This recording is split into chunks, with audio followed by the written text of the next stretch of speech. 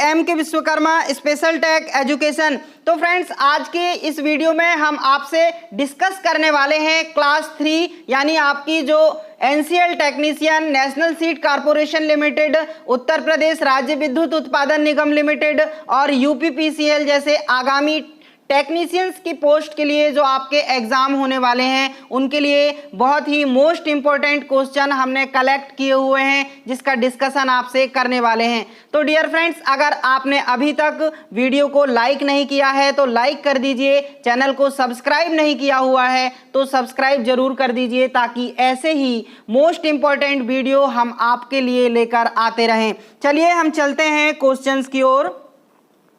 हमारा 41वां नंबर का क्वेश्चन हमने सीरीज 2 में आपके साथ डिस्कस किया था और इसका जो है जवाब हमने कमेंट बॉक्स में मांगा था। अगर आपको नहीं पता है तो हम आज का इसका जवाब जो है आपको बताएंगे। आपको 41 नंबर क्वेश्चन में कहा गया है कि चेन ड्राइव्स यूज यानी चेन ड्राइव खालिस्तान का प्रयोग करता है। ऐसा कौन इस ऑप्शन में है जो चेन ड्राइव का यूज करता है? स्पर गियर, स्प्रोकेट्स, वॉर्म गियर या आइडलर गियर? तो डियर फ्रेंड्स, अगर हम चेन ड्राइव की बात करें तो यहाँ हमें स्प्रोकेट ऑप्शन मिल जाता है, यानी जो स्प्रोकेट होता है वो चेन ड्राइव का यूज करता है, यानी हमारा इसका ऑप्शन नंबर बी करेक्ट हो जाएगा।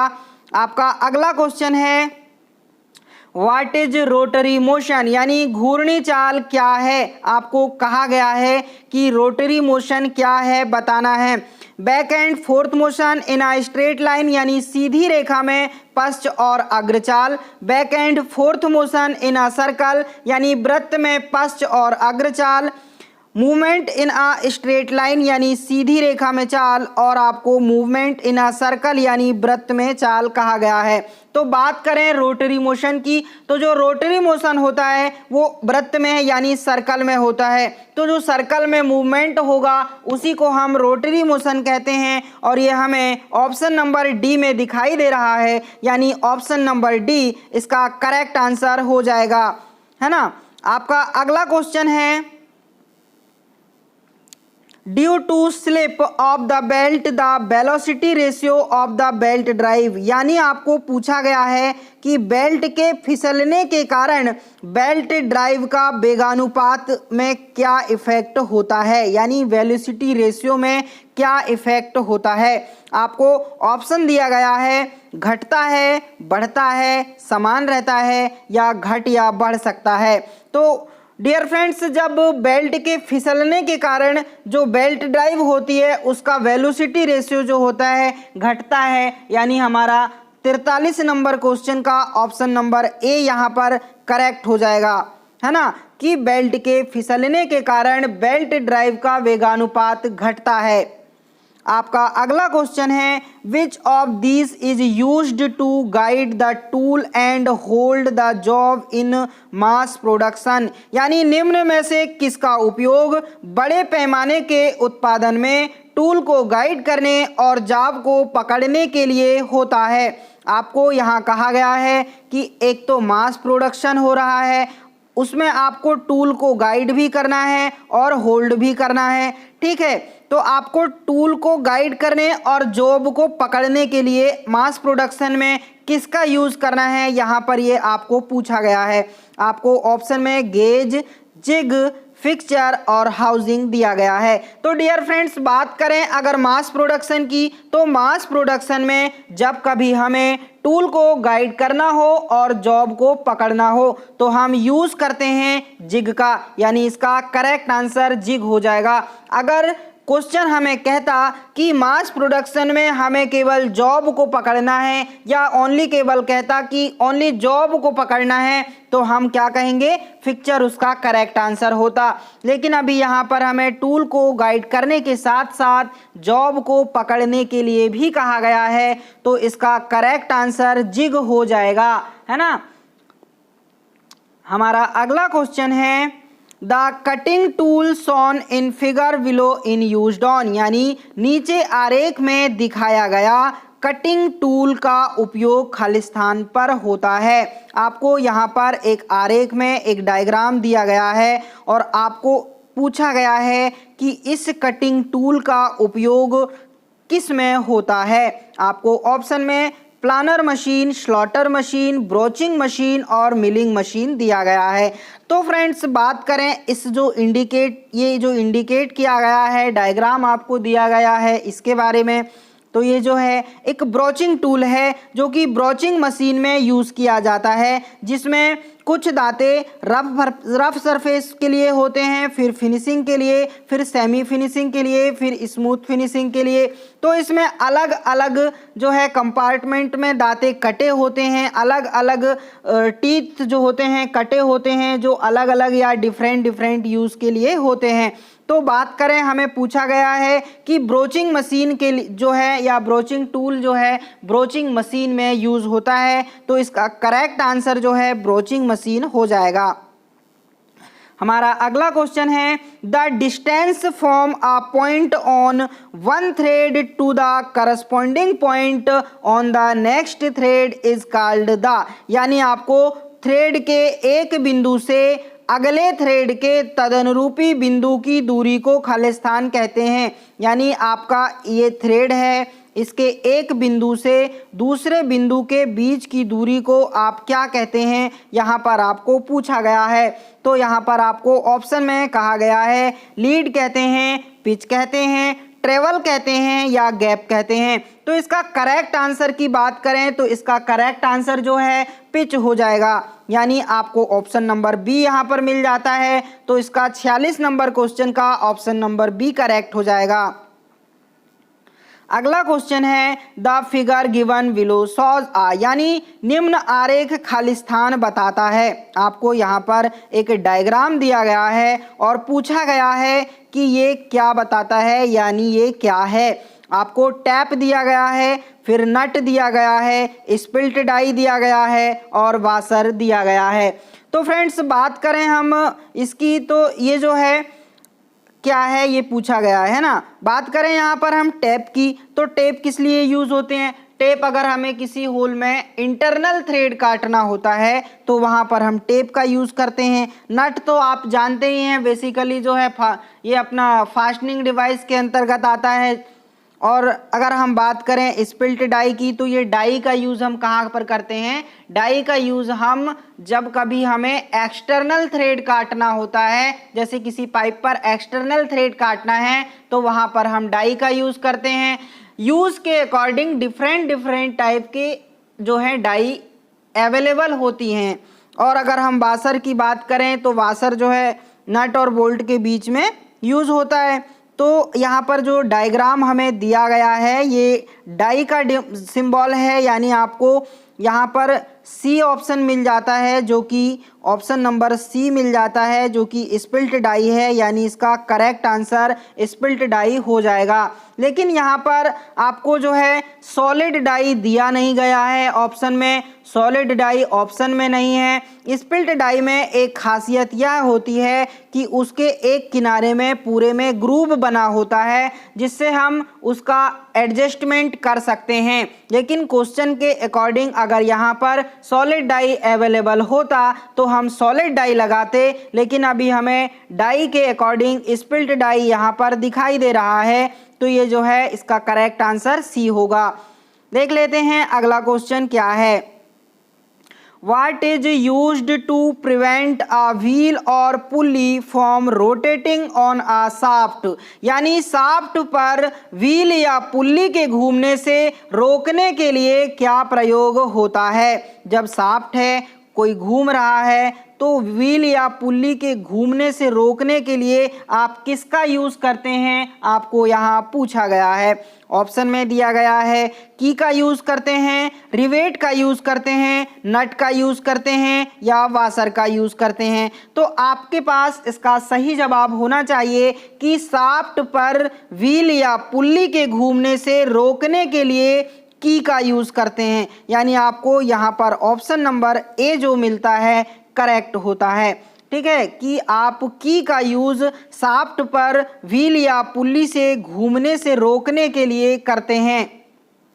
आपका अगला क्वेश्चन है what type of nut is shown in figure given below, यानी नीचे आरेख में किस प्रकार का नट आपको दिखाया गया है, ये पूछा गया है। तो आपको एक नट यहाँ पर दिया गया है और उसके टाइप के बारे में पूछा गया है कि ये जो नट है किस प्रकार का नट है। ऑप्शन में आपको दिया गया है एकॉर्न नट, सेमी फिनिश्ड, स्लॉटेड या विंग। तो ये किस प्रकार का नट है आपको बताना है। तो ये इसमें क्या है, स्लॉट कटे हुए हैं जो आपको दिखाई दे रहे हैं पूरे फेसेस में, टॉप फेसेस में स्लॉट कटे हुए हैं। तो आपको यहाँ पर बताना है कि ये नट जो है स्लॉटेड है, यानी ऑप्शन नंबर सी इसका करेक्ट हो जाएगा। आपका अगला क्वेश्चन है what is be in figure given below, यानी नीचे आरेख में जो बी है ये क्या इंडिकेट कर रहा है, आपको पूछा गया है बी के बारे में कि जो बी से इंडिकेट किया हुआ एरिया है इससे आप क्या समझते हैं या इसे आप क्या कहते हैं।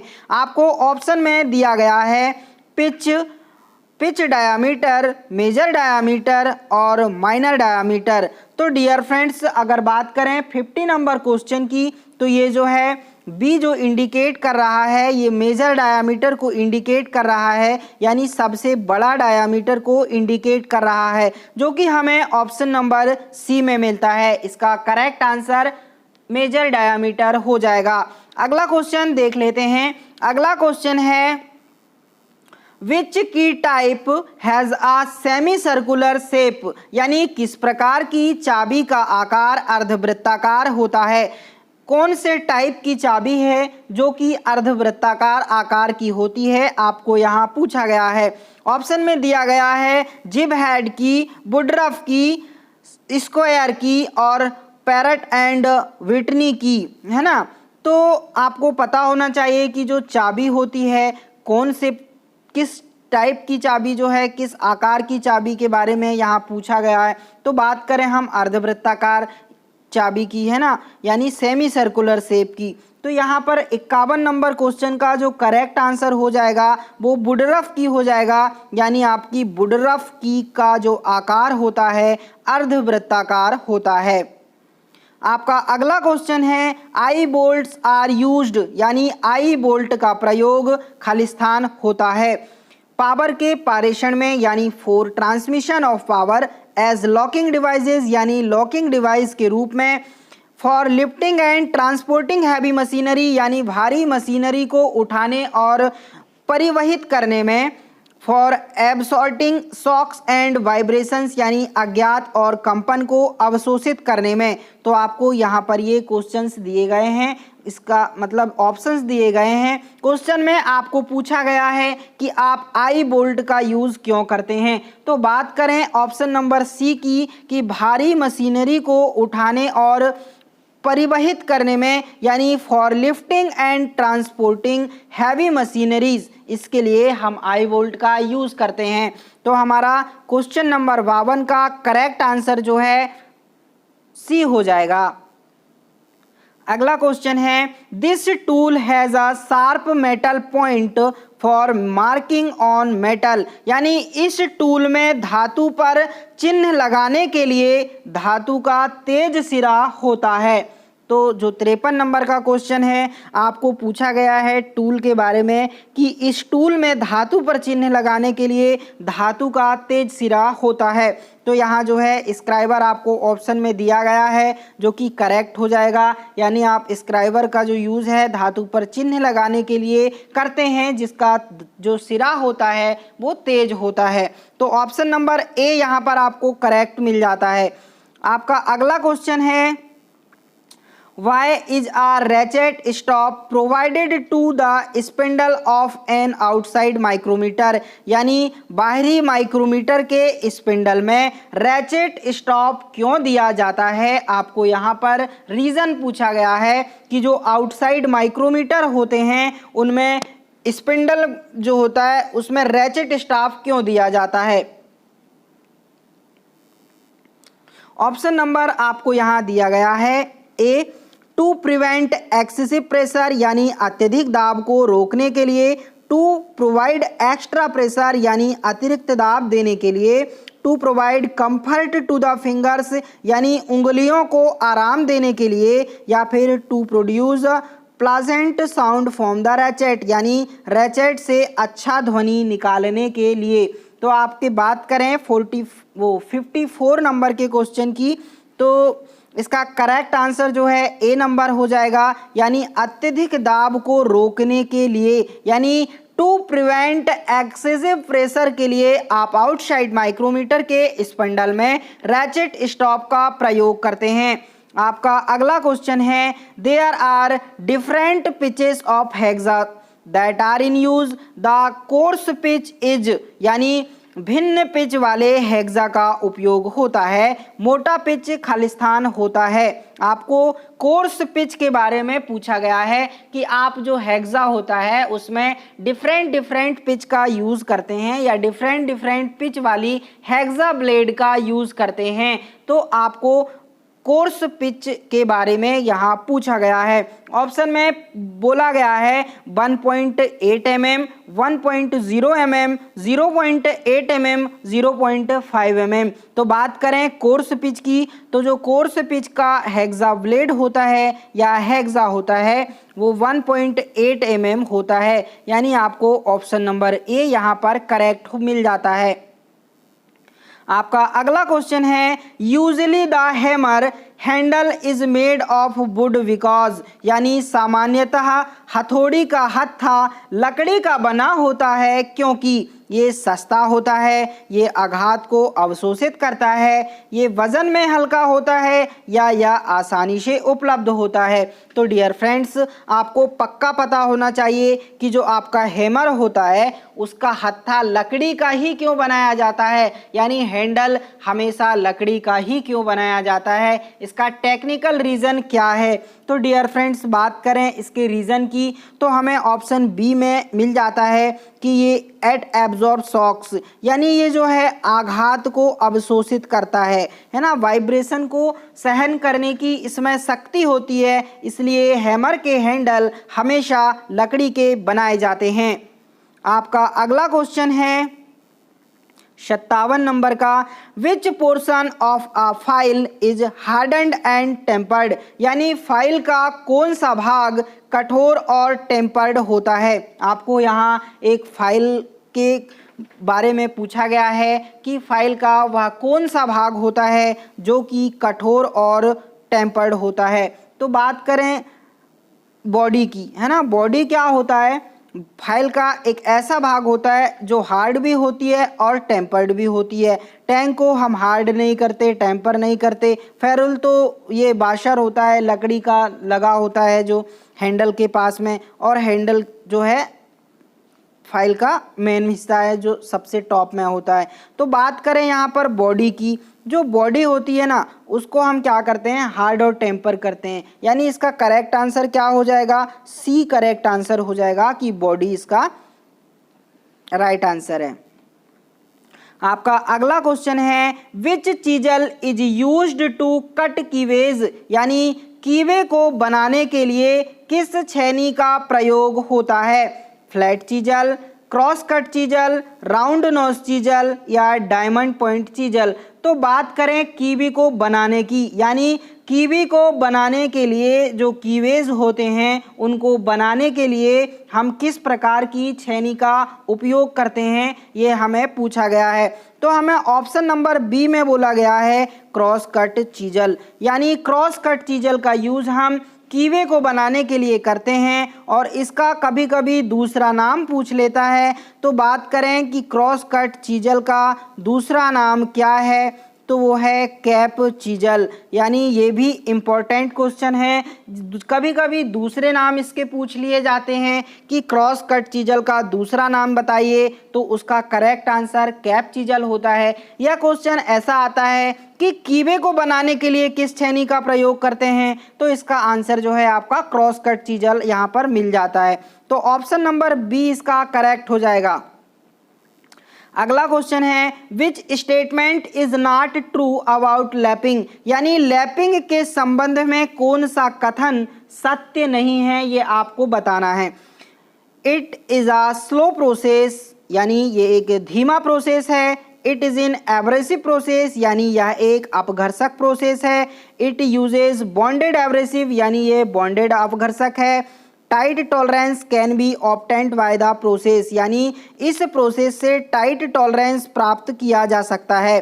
तो बात करें लैपिंग के संबंध में कौन सा कथन सत्य है के बारे में, तो डियर फ्रेंड्स इसका हमें सी ऑप्शन मिल जाता है, यानी जो एक बॉन्डेड अपघर्षक ऑप्शन हमें दिखाई दे रहा है, ये इसका करेक्ट आंसर होगा कि इट यूजेस बॉन्डेड एब्रेसिव्स, यानी लेपिंग के संबंध में ये जो है करेक्ट आंसर हो जाएगा सी नंबर का। हमारा अगला क्वेश्चन है, many metals particularly non ferrous metals have a tendency to harden with time, this is called, यानी अधिकांश धातु या विशेषकर अलोह धातु में समय के साथ कठोर हो जाने का गुण होता है, इसे आप क्या कहते हैं। आपको ऑप्शन में दिया गया है time hardening, long hardening, as hardening या सुपर हार्डनिंग। तो डियर फ्रेंड्स आपको पूछा गया है कि अधिकांश धातु या बहुत सारी धातुओं में, विशेषकर अलोह धातुओं में समय के साथ कठोर हो जाने का गुण होता है, तो उसको आप कैसे रेक्टिफाई या कैसे स्पेसिफाई करते हैं।